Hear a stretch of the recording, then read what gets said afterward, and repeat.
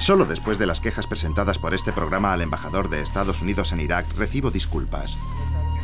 Pero según él, en una guerra contra la insurgencia pueden volver a ocurrir incidentes semejantes. Yo estaba enfadado, pero decidido a continuar con mi investigación. Aún quería averiguar qué es lo que ha pasado con el dinero de Irak.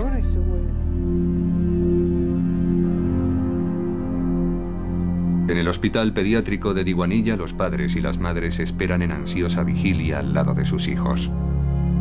Pero como en todos los hospitales de Irak, lo que determina la supervivencia de estos niños es la falta de medicamentos e instrumental básico.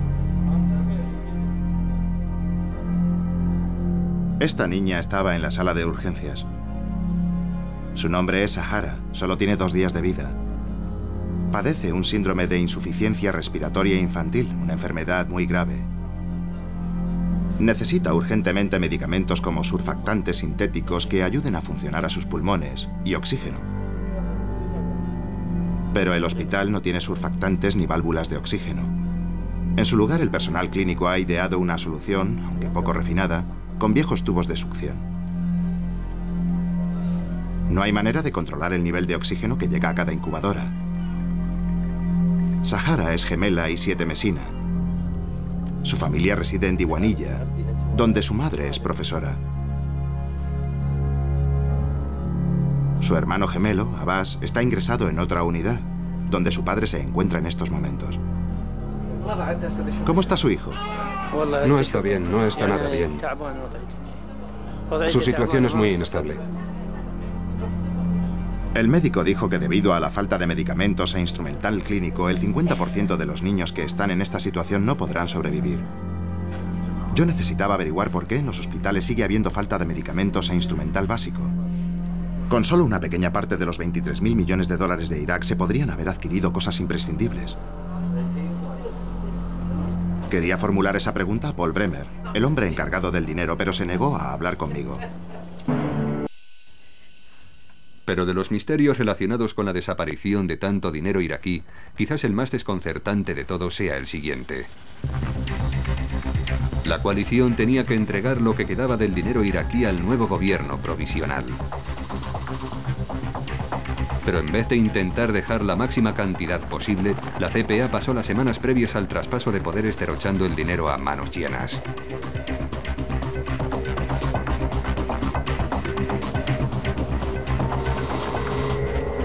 En una serie de correos electrónicos cada vez más indignados, Timothy Fogarty, funcionario del Banco de la Reserva Federal, les contó a sus colegas lo que estaba ocurriendo.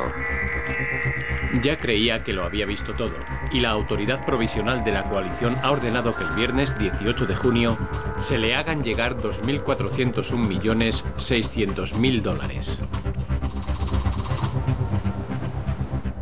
Durante las últimas semanas de existencia de la CPA, y de acuerdo a los informes que tenemos, parece que hubo un interés especial en gastar el dinero que aún quedaba del Fondo de Desarrollo para Irak. Y lo que pensamos es que en aquella época no había la organización adecuada, ni las prioridades que había eran las correctas. Así que había mucha prisa en gastar el dinero, en dedicarlo a proyectos de reconstrucción que quizás deberían haber sido mejor planeados. Cuanto más se acercaba la fecha del traspaso de poderes, más dinero pedía la coalición. Acabo de dejarte un mensaje en tu buzón de voz. Escribía Timothy Fogarty de la Reserva Federal. La CPA quiere saber si podemos añadir 1.000 millones de dólares a la cantidad ya prevista para el envío del martes. Si es así, el envío sería de 3.000 millones de dólares. La prisa por parte de la CPA en derrochar el dinero restante hizo que gastaran nada menos que 5.000 millones de dólares en un solo mes, el mes anterior al traspaso de poderes. Un funcionario de la CPA recibió casi 7 millones de dólares y se le ordenó que los invirtiera en 7 días. El día 21 de junio le entregaron 6.700 millones de dólares y le ordenaron que lo gastara antes del 28 de junio. El funcionario comentó a nuestros auditores que parecía más importante la velocidad con la que se gastara el dinero que la responsabilidad con que se hiciera el gasto. ¿El dinero que se le dio fue en efectivo? Sí, así fue. El 28 de junio de 2004, 2 días antes de lo previsto, Bremer entregó el poder al gobierno provisional iraquí. Dispuso de 20.000 millones de dólares del dinero para la reconstrucción de Irak. De ese dinero, 8.800 millones de dólares, la cantidad más elevada, iba destinada a los ministerios iraquíes. Pero la coalición no se preocupó en justificar a qué se destinó tanto dinero. Si un ministerio decía que le correspondían 200 millones de dólares de ese dinero, la CPA se limitaba a entregarles los 200 millones de dólares, pero la coalición no se responsabilizaba de cómo se invirtiera. Donde nosotros pensamos que tenía que haber habido un mejor control interno es en el seguimiento de cómo se gastaba el dinero. En un ministerio había más de 8.000 personas en nómina. Cuando intentamos verificar cuántas personas realmente trabajaban allí, solo pudimos acreditar a 600 personas, así que había motivo para preocuparse por el mal uso y el derroche que se pudiera hacer de ese dinero. En nuestra opinión, tenía que haber habido un control mucho más eficaz. Actualmente hay investigadores estadounidenses intentando localizar a aquellos que han robado el dinero de Irak. Estos inspectores han reconocido que sus investigaciones sobre la autoridad provisional de la coalición han empezado demasiado tarde. Aún así, tienen 50 procesos penales en marcha. Hemos iniciado varias investigaciones por fraude y hemos detenido a 3 personas sospechosas de todo tipo de delitos económicos, desde manipulación en licitaciones a extorsión, fraude, blanqueo de dinero y algún que otro delito más. No solo eran los contratistas deshonestos los que robaban el dinero, también había un funcionario de la autoridad provisional de la coalición metido en el ajo. El mes pasado, Robert Stein Jr., funcionario contratado por la CPA a pesar de tener un historial de condena por fraude, se declaró culpable de conspirar para robar más de 2 millones de dólares y de recibir sobornos en forma de coches, joyas, dinero negro y favores sexuales. Así que más que la inseguridad ha sido realmente la extorsión, la corrupción, el fraude, la mala gestión y la incompetencia las verdaderas razones de la desaparición de miles de millones de dólares de dinero en el pozo sin fondo de la reconstrucción de Irak. Al final, la CPA solo devolvió a Irak 3.500 millones de dólares.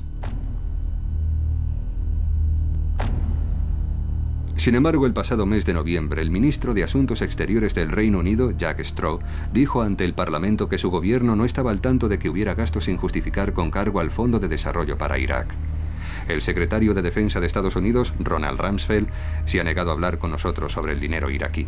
Pero finalmente, en la embajada norteamericana en Bagdad, en la exclusiva y fortificada zona verde, encontramos a alguien dispuesto a hablar con Ali.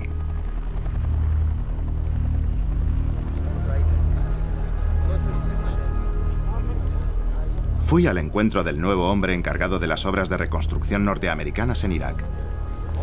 Mi intención era preguntarle al embajador Dan Speckhard qué habían hecho con nuestro dinero, pero él no estaba dispuesto a hablar sobre ese tema. Gran parte del interés que hay por el mal empleo del dinero tiene que ver con cosas que ocurrieron hace 2 años. Si nos ponemos a buscar evidencias de problemas que pueda haber en la actualidad, solo nos encontramos con casos de pequeñas cantidades. La magnitud de la que hablan no tiene nada que ver con la realidad.